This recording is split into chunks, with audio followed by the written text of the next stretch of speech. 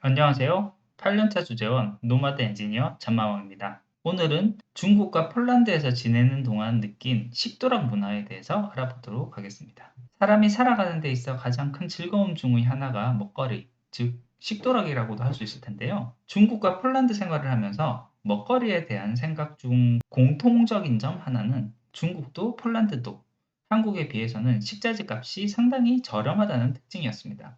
먼저 중국을 살펴보겠습니다.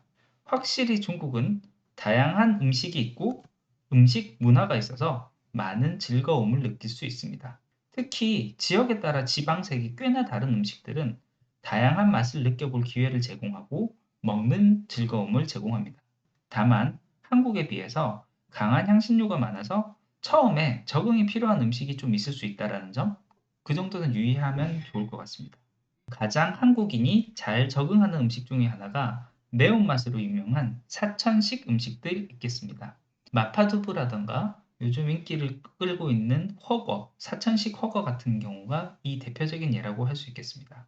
사천식 음식의 가장 대표적인 향신료 중 하나인 마라향은 얼얼하다는 뜻의 마자와 맵다는 뜻의 라자가 합쳐진 말로 한국의 매운 음식과는 조금 다른 특징을 가지고 있습니다. 상당히 매우면서 동시에 입안이 얼얼한 마치 마비되는 듯한 통각에 가까운 맛이 특징이라고 할 수 있겠습니다. 특히 이 마라향의 중국식 샤브샤브인 훠궈는 오늘날 한국에서도 꽤나 유행을 하고 있어서 다들 잘 아는 맛이라고 생각합니다. 또 하나의 유명한 향신료 중에 하나는 양꼬치에 자주 사용되는 쯔란입니다. 이 쯔란은 양꼬치의 강한 향을 그보다 더 강한 쯔란 특유의 짭조름하면서 싸한 향으로 잡아주기 때문에 처음에는 익숙하지 않을 수도 있지만 한번 익숙해지면 계속 찾게 되는 매우 매력적인 맛을 가진 향신료입니다.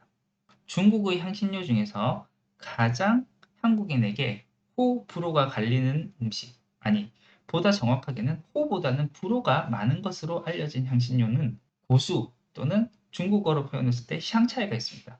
중국에서는 샹차이라고 부르는데 처음 이 샹차이를 접한 한국인들이 공통적으로 표현하는 샹차이의 맛은 비누를 씹는 맛이다 라고 합니다.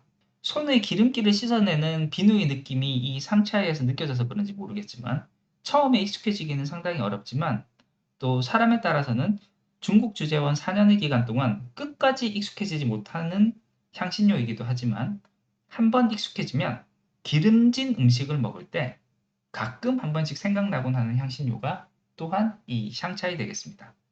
그 외에도 워낙 각 지역마다 특색이 있는 음식이 많은지라 중국에서 지내는 동안 이들 향신료만 익숙해진다면 중국 내에서의 식도락 문화는 참 많은 즐거움을 느낄 수 있을 것입니다. 다만 워낙 음식으로 사람을 속이는 일이 많다 보니 믿기 어렵다는 것이 안타까운 점이고요. 이 때문인지 음식 문화에 우리가 생각하기에는 좀 징그럽게 생각되는 부분도 있습니다. 특히 닭고기나 오리고기와 같은 고기를 먹을 때 항상 머리부터 발끝까지 요리에 포함되어서 나오기 때문에 치킨을 뜯으면서 닭대가리와 눈을 마주치는 한국인에게는 익숙하지 않은 광경이 왕왕 발생하곤 합니다. 하지만 이 현상은 중국에서는 아주 자연스러운 현상 중의 하나고 중국인들이 생각하기에는 오히려 머리가 없이 나오면 이 닭고기가 제대로 된 닭고기가 맞느냐 그리고 징그럽다는 느낌이 든다라고 하니 이와 같은 문화의 차이 또한 재미있는 요소라고 할 수 있을 것 같습니다. 폴란드의 경우에는 안타깝게도 중국에 비해서는 다양한 음식 문화를 접하지는 못했습니다.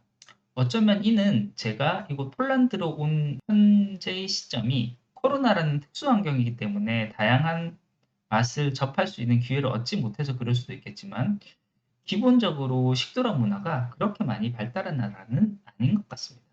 일단 전체적으로 음식들이 향이 강하지가 않고 순수한 원재료의 맛을 느끼게 하거나 하는 경우가 많은데 그래서인지 우리나라 음식이나 중국 음식들에 비해서는 전체적으로 상당히 심심하다는 느낌을 좀 받곤 합니다. 폴란드의 전통 음식으로 알려져 있는 음식 중에 유명한 음식은 폴란드식 만두라는 피에로기, 폴란드식 족발이라는 골롱카가 있습니다. 그런데 제 개인적인 느낌으로는 이들 폴란드식 전통 음식들이 우리 한국 음식의 하위 호환 버전이라는 생각이 듭니다. 폴란드식 만두인 피에로기는 굉장히 만두피가 두껍고 뻑뻑한 고기 만두의 느낌이고 한국 입맛에 길들여져서 그런지 모르겠지만 얇고 속이 꽉 찬 고기 만두가 생각날 때가 참 많습니다. 본론카는 한국 족발에서 한약재 맛이 빠진 족발 느낌이 든다라는 것이 제 개인적인 의견이고요.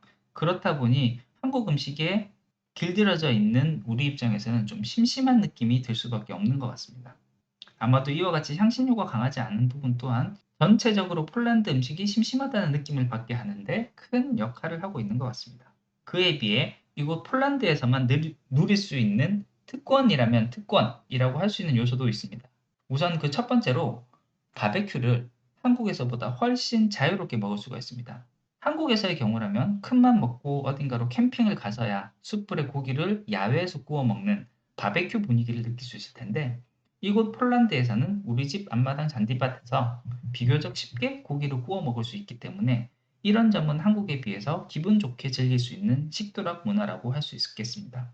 또한 이 폴란드에서는 고기 파는 곳이 우리 한국만큼 굉장히 세세하게 나눠서 팔기보다는 상당히 큰 덩어리로 나누어서 고기를 팔고 있습니다.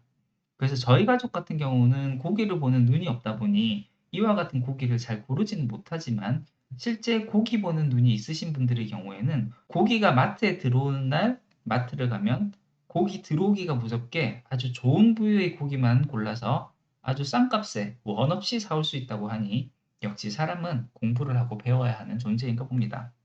이러한 고기를 보고 구분하는 눈이 없더라도 워낙 식자재 가격 자체가 한국에 비해서 저렴한 편인지라 여기서는 스테이크용 고기 식자재를 사용해서 여러 가지 음식을 해 먹을 수가 있습니다. 스테이크가 가미된 짜파구리도 이곳에서는 굉장히 맛나게 먹을 수 있는데요.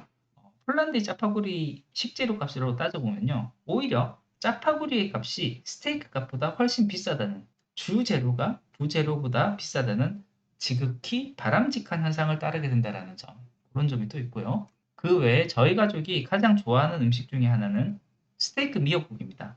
똑같은 미역국을 만들지만 미역국에 들어가는 고기가 스테이크용 고기를 쓰게 되는 거죠. 이 고기가 바꿔지는 것만으로도 이 미역국의 맛이 크게 달라지는 색다른 경험은 이곳이 아니고서는 경험해보기 어려운 경험이 아닐까라는 생각을 해봅니다. 예, 오늘은 이렇게 중국과 폴란드의 먹거리에 대해서 알아봤습니다. 한참 이야기하다 보니까 또 한국 음식이 꽤 그리워지네요. 오늘 준비한 것은 여기까지입니다. 조금이라도 도움이 되셨다면 구독과 좋아요 부탁드리겠습니다. 끝까지 들어주셔서 감사합니다.